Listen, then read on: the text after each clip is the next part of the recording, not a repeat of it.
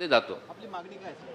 आपली मागणी आहे असा प्रतिनिधी ज्याला कन्व्हिक्ट झाला आहे असा मंत्रिपदावर राहायला नको, कारण वोटं त्यांनी अफेक्ट झालेले आहे. आपण संजय दत्तच्या ती पण दिला संजय दत्त पण दिलेला आहे, जवळजवळ 9 केसेस दिल्या आहे.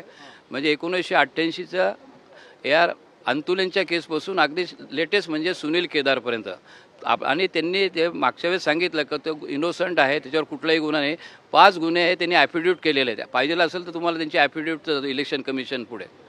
आणि अशा याच्यामध्ये एकदा कन्व्हिक्शन झाल्यानंतर स्टे जर मिळाला तर त्यांचं आमदारकी राहील किंवा त्यांचं मंत्रिपद राहील, आणि ते त्यांनी 30 दिवसात मिळायचं म्हणून हा सगळा खटाटोप चाललेला आहे. संजय दत्त म्हणा किंवा सुनील केदार यांच्या केसमध्ये नेमक्या कोर्टाने निकाल काय दिला होता? ते स्टे आहे दिला होता कन्व्हिक्शनला म्हणून त्यांचं अबाधित राहिलं.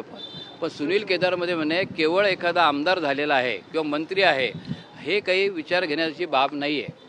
ऑन द कॉन्ट्ररी त्यांचं असं म्हणणं आहे की गव्हर्नमेंटने अशा लोकांवर गुन्हे त्यांना इलेक्शन कॉन्टेस्ट करायलाच नाही लावलं पाहिजे. म्हणजे यांनी गुन्हे करायचे, लपून ठेवायचे, इथे सबमिशन खोटं करायचं की माझ्यावर कुठलाही गुन्हा नाही, म्हणजे त्यांच्या वकिलाने. मग त्यांचाही तर दोष नाही आहे. त्यांना जेवढी माहिती मिळाली पक्षकारांनी तेवढी त्यांनी केली. त्यांना अपील दाखल करण्याचा अधिकार आहे. शिक्षेला स्थगिती म्हणजे हे आपण काय म्हणू सस्पेन्शन करण्याचा अधिकार आहे कन्व्हिक्शनला, पण स्टे घेण्याचं ह्या कोर्टाकडे नाही आहे. हे इनहेरंट पॉवरमध्ये हायकोर्ट किंवा